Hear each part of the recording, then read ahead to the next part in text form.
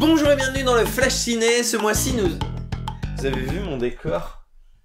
Eh bien... hein. Ok, c'est parti pour 20 films. L'Apollonide, souvenir d'une maison close. Beau décor, beaux costumes, belles actrices et belles histoires. 7. Mad Max au-delà du dôme de tonnerre. Personnage mal écrit, idée maladroite, une odyssée brouillonne qui s'étale un peu trop. Le film veut être Conan, j'ai l'impression, mais le résultat est au final assez embarrassant. 5. Hunger Games, la révolte, partie 2, dernier opus d'une saga peu mémorable, ce film très moyen conclut cette histoire de façon plus risible qu'épique. 5. Kill Your Friends, un petit peu 99 francs sur son début et un petit peu OMG je suis fou à la fin. Ce portrait cynique et acide de l'industrie du disque anglaise est un poil long mais drôle et prenant. 7.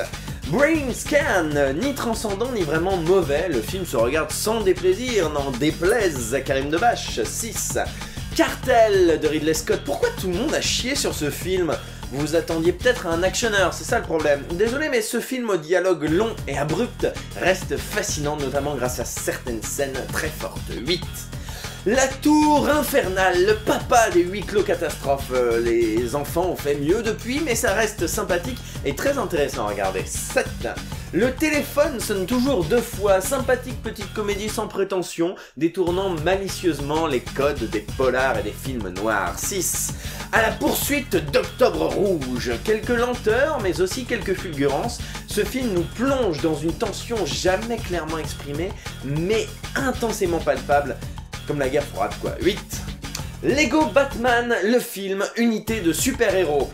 Faire un film à partir des cinématiques d'un jeu et le vendre contre de l'argent?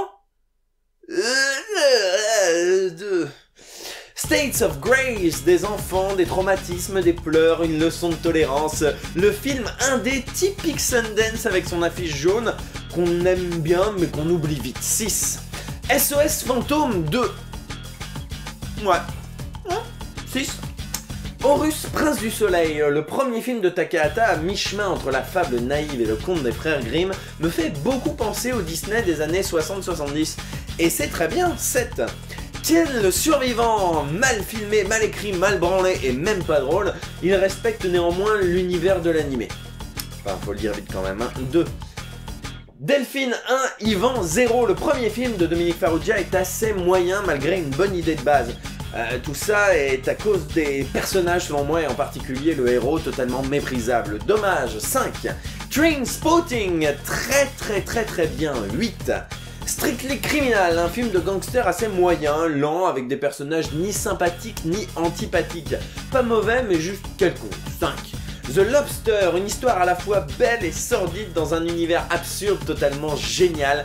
À voir. 8. Wall Street, assez classique, voire mou, le film se réveille dans son dernier tiers. Au final, ce Wall Street est sympa, très sympa même, mais manque un peu de loup. 7. Et enfin, vous l'attendiez tous, Les Dissociés. Oh, bien écrit, bien construit, parfois touchant et surtout drôle. Drôle la putain de ta race. Une grande claque à la fois dans le cinéma français et dans la création web. Gros coup de cœur, gros pouce vert, 9.